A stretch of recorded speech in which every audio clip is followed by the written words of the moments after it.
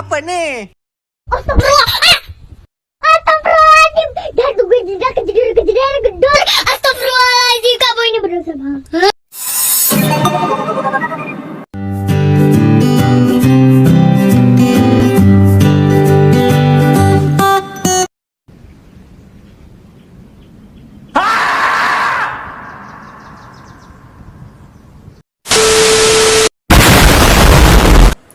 Assalamualaikum warahmatullahi wabarakatuh. Halo, perkenalkan saya Nuriyati, mahasiswa program studi Sastra Indonesia, Fakultas Bahasa dan Sastra, Universitas Negeri Makassar. Dalam kehidupan sehari-hari, kita tidak terlepas dari yang namanya komunikasi. Namun, sayangnya dalam berkomunikasi, kita sering menggunakan kata yang tidak tepat atau tidak sesuai dengan kaidah bahasa Indonesia. Mengapa demikian? Ya, karena kita sering menggunakan yang biasa, bukan membiasakan yang benar. Nah, agar kalian tidak terbiasa menggunakan kata-kata yang tidak sesuai dengan kaidah bahasa Indonesia, maka dalam video kali ini saya akan membahas tentang kata baku dan tidak baku. Pengetahuan tentang kata baku dan tidak baku menjadi penting ketika kita ingin lebih memahami materi bahasa Indonesia. Dalam bahasa Indonesia, penerapan kata baku dan tidak baku mengacu pada pedoman umum ejaan bahasa Indonesia yang disempurnakan atau UEB. UEB menetapkan aturan dan panduan dalam penggunaan kata-kata baku. Kata baku dalam bahasa Indonesia memiliki 4 fungsi. 3 diantaranya bersifat pelambang atau simbolis, sedangkan yang 1 bersifat objektif. Fungsi dari kata baku tersebut adalah yang pertama, fungsi pemersatu. Artinya, mempersatukan penutur atau penulisnya menjadi satu masyarakat bahasa. Yang kedua, fungsi pemberi kekhasan.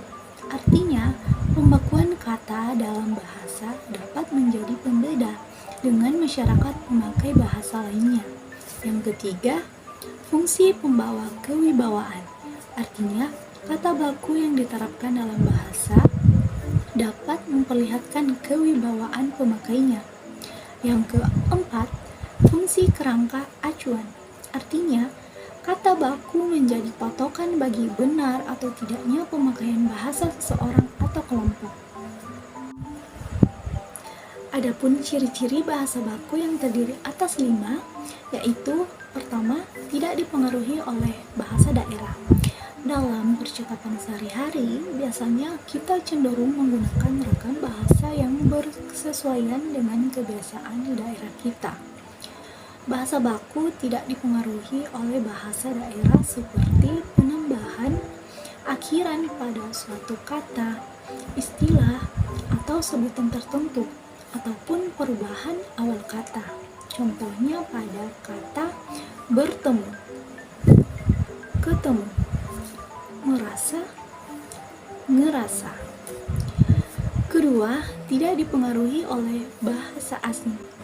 Jika terdapat pengaruh bahasa asing seperti penambahan kata bantu, pertukaran posisi, perbedaan makna, dan sebagainya, maka bahasa tersebut merupakan bahasa tidak baku. Contohnya pada kata itu salah, itu adalah salah. Kesempatan lain kesempatan. Ketiga, menggunakan imbuhan secara eksplisit. Ragam bahasa baku menggunakan imbuhan awalan, sisipan, dan akhiran secara gamblang, sehingga jelas makna dan artinya. Penggunaan imbuhan secara eksplisit menampilkan makna sebenarnya, sehingga kalimat tersebut mudah dimengerti. Contohnya kata bernyanyi, nyanyi, bermain, main. Keempat, bukan bahasa percakapan. Ragam bahasa yang digunakan dalam percakapan sehari-hari umumnya merusak bahasa yang tidak baku atau bahasa pasaran. Bahasa yang baku bukan merupakan bahasa percakapan dan terdengar lebih formal atau resmi. Contohnya, tetapi, tapi, tidak, enggak. Nah, yang kelima, tidak mengandung arti pleonasme. Nah, pleonasme adalah majas yang menggunakan suatu kata atau keterangan yang sebenarnya tidak diperlukan lagi karena kata tersebut sama dengan kata yang diterangkan pada pertanyaan yang jelas maknanya. Contohnya kata para hadirin. Para itu sudah banyak, sedangkan hadirin itu semuanya yang hadir. Jadi kalau para hadirin itu artinya terlalu berlebihan. Yang tepat cukup menggunakan kata hadirin. Contoh selanjutnya, maju ke depan. Yang namanya maju sudah pasti ke depan, tidak mungkin ke belakang. Jadi, cukup menggunakan kata maju atau ke depan saja. Ketidakbakuan sebuah bahasa juga tidak hanya ditentukan dengan penulisan yang tidak sesuai pedoman, tapi juga bisa terjadi karena salah penulisan, pengucapan yang salah, dan susunan kalimat yang tidak sesuai. Kalimat tidak baku lebih sering digunakan dalam percakapan sehari-hari atau dalam bahasa tutur karena terkesan lebih santai dan tidak kaku. Kata-kata ini sering kali muncul karena pengaruh dialek, slang, penggunaan bahasa sehari-hari yang tidak resmi. Penggunaan kata tidak baku sebaiknya dihindari dalam konteks formal atau resmi, seperti dalam penulisan akademik atau surat resmi. Kata tidak baku berfungsi untuk mengakrabkan diri dan menciptakan kenyamanan serta kelancaran saat berkomunikasi. Nah, dari penjelasan kata baku dan tidak baku tersebut, kalian sudah paham kan? Nah, sekarang saatnya kalian menebak. Kalian pilih mana yang paling tepat atau mana kata baku dan mana yang tidak baku. Yang pertama, analisa atau analisis, diagnosa atau diagnosis, hipotesa atau hipotesis, kwitansi atau kwitansi, kualitas atau kualitas, kuintal atau kuintal, teknologi atau teknologi, teknik atau teknik.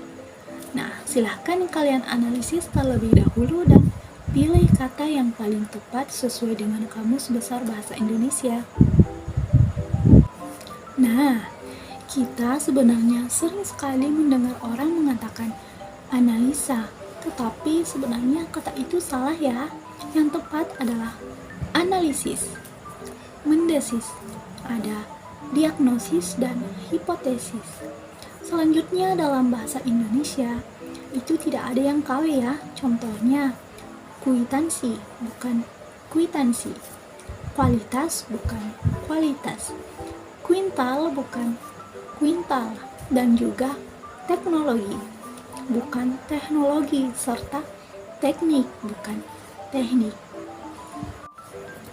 Tebak kata baku yang selanjutnya ada kata pikir atau fikir, nafas atau napas, sholat atau salat, sholawat atau selawat, doa tanpa tanda apostrof atau doa diberi tanda apostrof, Jumat atau Jumat, Al-Quran atau Al-Quran, dan materai atau meterai.